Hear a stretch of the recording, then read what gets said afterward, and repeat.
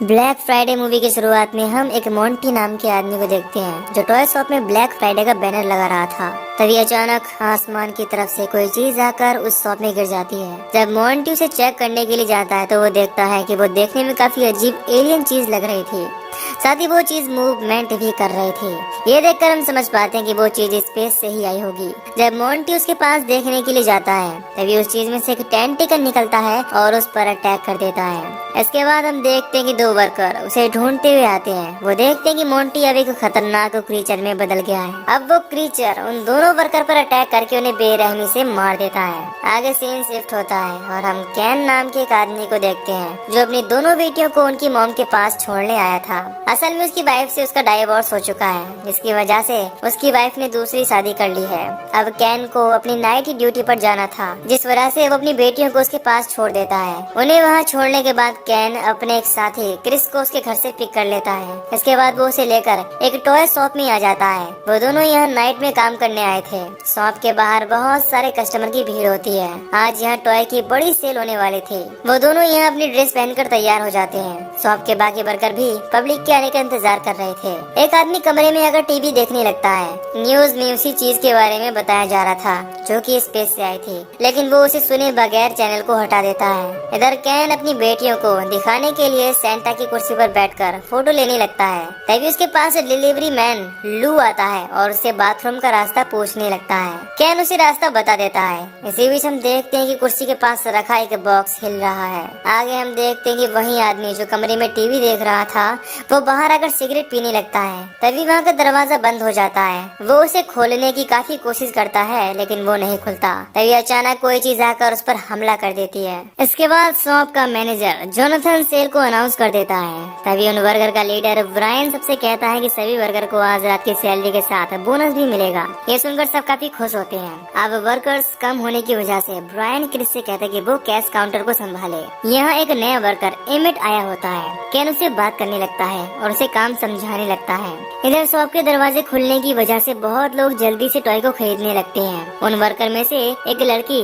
Mary को वहाँ दो लोग दिखाई देते हैं जिनकी आंखें देखने में अजीब लग रही थी। खैर एक ओल्ड लेडी अपना सामान लेकर कैश काउंटर पर आ जाती है और क्रिस से बिल बनाने को कहती है। लेकिन जैसे ही क्रिस कीबोर्ड से टाइप करता है तभी उस पर कोई चिपचिपी चीज लग जाती है जिससे वो ठीक से टाइप नहीं कर पाता। लेकिन उस लेडी को ज्यादा ही जल्दी होती है जिस वजह से वो क्रिस पर ऐंठने लगती है। तभी वहाँ ब्रायन आ जाता है और क्रिस के काउंटर को बंद करके उसे नीचे फ्लोर साफ करने के लिए भेज देता है। फिर क्रिस वहाँ से अपसेट होकर फ्लोर साफ करने चला जाता है। इधर कस्टमर्स सामान गिरा रहे थे। कैन कहने लगता है कि कस्टमर ध्यान से नहीं खरीद सकते क्या। ये बात वो ओल्ड लेडी सुन लेती है और उसे भी सुनाने लगती है। खैर कैन उससे बचकर वहाँ से चला जाता है। आगे वो ओल्ड लेडी सेंटा वाली कुर्सी पर आकर बैठ जाती है, जहाँ हम देखते हैं कि उसी कुर्सी के नीचे वही अजीब एलियन चीज है। इधर फ्लोर साफ करते हुए क्रिस को वहाँ काफी सारा खून और फ्लैश दिखाई देता है। ये देखकर वो घबरा जाता है। तभी वहाँ एक आदमी आ जाता है जो कि देखने में एक ज़ॉम्बी की तरह लग रहा था।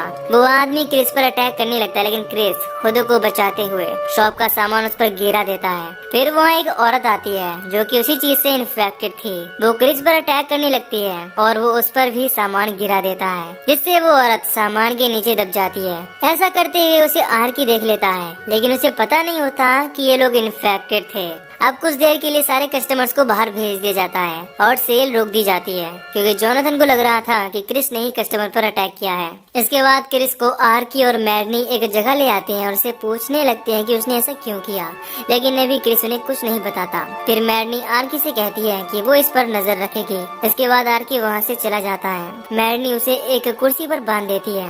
अब ब्रायन वहाँ आता है और क्रिस से पूछने लगता है। तब क्रिस उसे कहता है कि वो कैमरा देख ले, उसकी कोई गलती नहीं है, जरूर यहाँ कुछ अजीब हो रहा है और पहले उस औरत ने मुझ पर अटैक किया था, मैंने नहीं। खैर ब्रायन उससे कहता है कि तुमने एक औरत को मारा है, अब तुम्हें जेल होगी। दूसरी तरफ एमिट एक लेडी को शॉप में एक जगह बैठा हुआ देखता है। वो उससे बाहर जाने को कहता है लेकिन वो लेडी भी इन्फेक्टेड हो चुकी थी। वो एमिट के ऊपर अपने मुंह से टेंटिकल उगल देती है। तभी वहाँ कैन आता है और एक स्केट बोर्ड से उस लेडी को मारकर गिरा देता है। इसके बाद कैन एमिट को लेकर बाकियों के पास आता है और उन्हें बताने लगता है कि अभी अभी एक लेडी ने इस पर अटैक किया है लेकिन उसकी बातों पर कोई यकीन नहीं करता। खैर मैडनी को उसकी बातों पर यकीन होता है और वो कहती है कि हमें पुलिस को बुलाना चाहिए, लेकिन उन्हें ऐसा करने से जोनाथन मना करता है और कहता है कि आज ही स्पेशल दिन है सेल करने का, अगर पुलिस यहाँ आए तो वो शॉप को बंद कर देगी। लेकिन ब्रायन फिर भी पुलिस को कॉल करने की कोशिश करता है, लेकिन उसका पुलिस से कांटेक्ट नहीं हो पाता। अब कैन क्रिस से बात करने लगता है, तभी एक वर्कर अनीता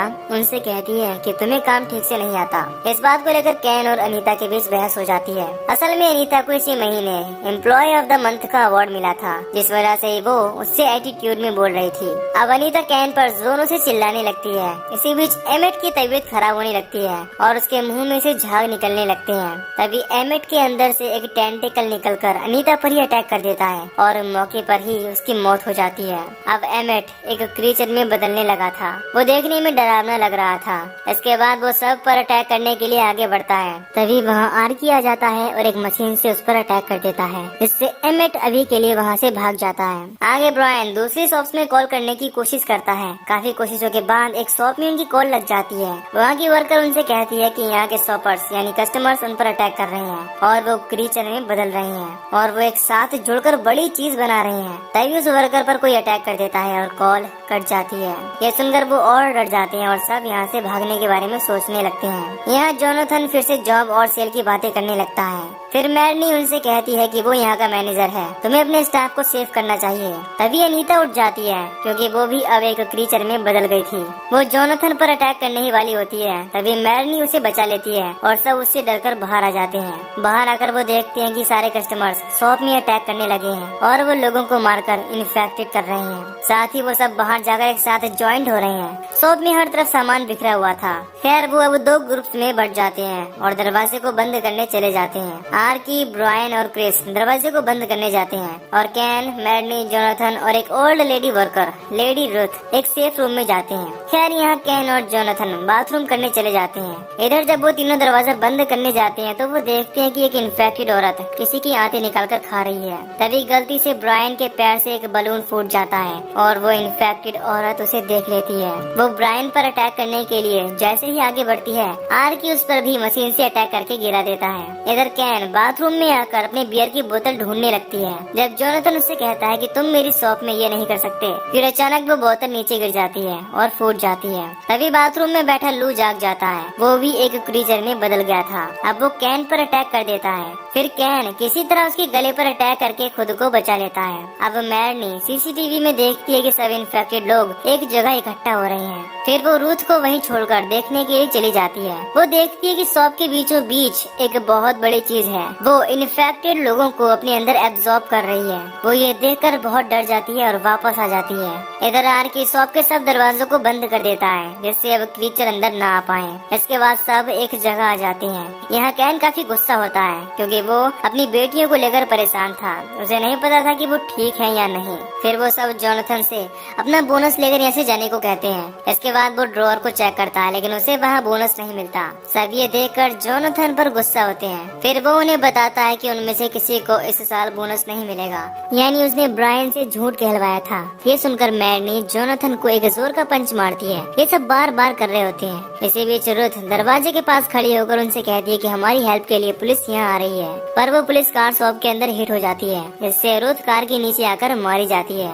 ये देखकर सब और भी डर जाते हैं और हम देखते हैं कि उस कार में केवल पुलिस वालों की डेड बॉडीज थी। दरवाजा खुल जाने की वजह से बहुत सारे क्रीचर्स उनकी तरफ आने लगते हैं, जिसकी वजह से उन्हें यहाँ से भागना पड़ता है। भागते हुए क्रिस पर एक क्रीचर अटैक करता है। फिर आर्की उस पर अटैक करके क्रिस को बचा लेता है। तभी वहाँ एक और क्रीचर आकर आर्की को इन्फेक्ट कर देता है। आर्की ये देखकर क्रिस को वहाँ से भागने को कहता है। इसके बाद आर्की पर एक और क्रीचर आकर अटैक कर देती है, लेकिन आर्की उस पर चाकू से अटैक करके मार देता है। तभी अचानक उस पर एक दूसरा क्रीचर आकर अटैक कर देता है, जो कि पूरी तरह इन्फेक्टेड था और वो देखने में घिनौना भी लग रहा था। वो आर्की की बॉडी को फाड़ देता है, जिससे उसकी वही मौत हो जाती है। अब क्रिस किसी तरह बचता हुआ बाकियों के पास पहुँचता है, लेकिन उसे एमिट देख लेता है और उसके पीछे वहाँ आ जाता है। फिर मैडनी उसके सर पर अटैक करके उसे किसी तरह बेहोश कर देती है। अब यहाँ आर्की की डेथ की वजह से सब दुखी होते हैं। कुछ देर में वहाँ की लाइट भी चली जाती है। फिर वो सब लाइट वाले टॉयज को जला लेते हैं। इसके बाद वो सब वहीं बैठकर अपनी स्टोरी शेयर करने लगते हैं। सभी यहाँ अपनी फैमिली को लेकर इमोशनल हो जाते हैं। फिर मैडनी जोनाथन के फ्रिज से खाने के लिए कुछ लाती है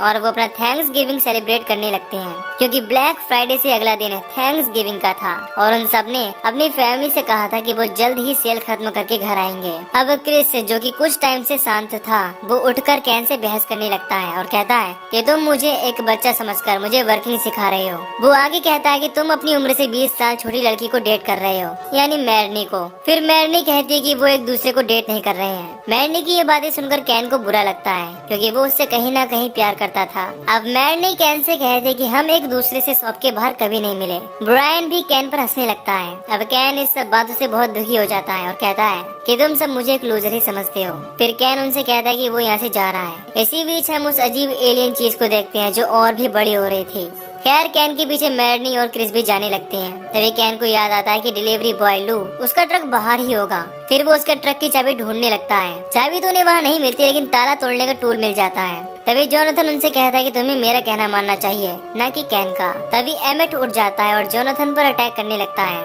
अब वो देखने में पहले से भी ज्यादा खतरनाक लग रहा था। वो कैन को पकड़ लेता है और कैन उससे बचने की कोशिश करने लगता है। अब ब्रायन भी कैन की मदद करता है, लेकिन इसी बीच एमेट कैन को बाइट कर ही लेता है। इसके बाद वो दोनों मिलकर एमेट को मार देते हैं। फिर कैन उन्हें वहाँ से जाने को कहता है, क्योंकि वो भी अब इन्फेक्टेड हो चुका था। मैरनी और क्रिस अपनी बातों पर पछताने लगते हैं। खैर, क्रिस उससे कहता है कि वो अपना हाथ काट ले, जिससे इन्फेक्शन पूरी बॉडी में ना फैल पाए, लेकिन कैन ऐसा करने से मना कर देता है। अब वो सब कैन को वहीं छोड़कर वहाँ से जाने लगते हैं। अब वो सब कार्टन से भरे कंटेनर में आ जाते हैं। यहाँ आकर मैरनी और क्रिस अपसेट होते हैं, क्योंकि उन्होंने अभी कैन को लूजर कहा था, लेकिन वो एक हीरो निकला। इधर कैन काफी टाइम तक वेट करता है, लेकिन वो क्रीचर में नहीं बदलता। वो अपना टाइम वहाँ रखे टेडी बियर के साथ गुजारता है। उसे वहाँ अपने हाथ का कटा हुआ मांस मिल जाता है, जिससे वो समझ जाता है कि उसे क्रीचर एमिट ने नहीं बल्कि ब्रायन ने काटा है, क्योंकि अगर एमिट मांस काटता तो वो खा जाता, लेकिन वो मांस खाया हुआ नहीं था। खैर, अब वो यहाँ से जाने लगता है।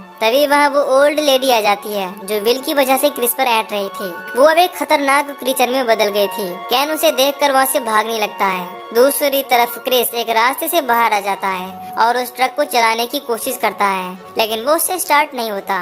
तभी वहाँ बहुत सारे क्रीचर्स आ जाते हैं और उसकी तरफ आने लगते हैं, जिस वजह से क्रिस वापस से कंटेनर में आ जाता है। इधर कैन उस टेडी बियर को एक जगह फेंक देता है, जिससे वहाँ आग लगने लगती है। वो लेडी क्रीचर कैन को लगातार ढूंढ रही थी। दूसरी तरफ जोनाथन कंटेनर का गेट खोल देता है और बाकियों को लेकर शॉप की छत पर आ जाता है। तभी हम देखते हैं कि वो एलियन जैसी चीज और भी बड़ी हो रही थी। इसके बाद छत पर भी क्रीचर्स आने शुरू हो जाते हैं। यहाँ जोनाथन अपने साथियों को बचाने के लिए और उन क्रीचर्स को रोकने के लिए उनके ऊपर कूद जाता है और कहता है कि मेरा स्टाफ मेरी फैमिली है। ये देखकर मैरनी और क्रिस समझ जाते हैं कि जोनाथन भी इन सबसे काफी परेशान हो गया है, और वो देख पाते हैं कि जोनाथन दिल से एक अच्छा इंसान है। इधर कैन को एक जगह उसका फोन मिल जाता है, जिसमें उसकी बेटियों का मैसेज आता है। उस मैसेज में लिखा था कि वो सब सेफ है। अब इस मैसेज को पढ़कर वो थोड़ा रिलैक्स होता है और साथ ही खुश भी होता है। तभी वो क्रीचर लेडी वहाँ आ जाती है और उसे खींचकर ले जाने लगती है।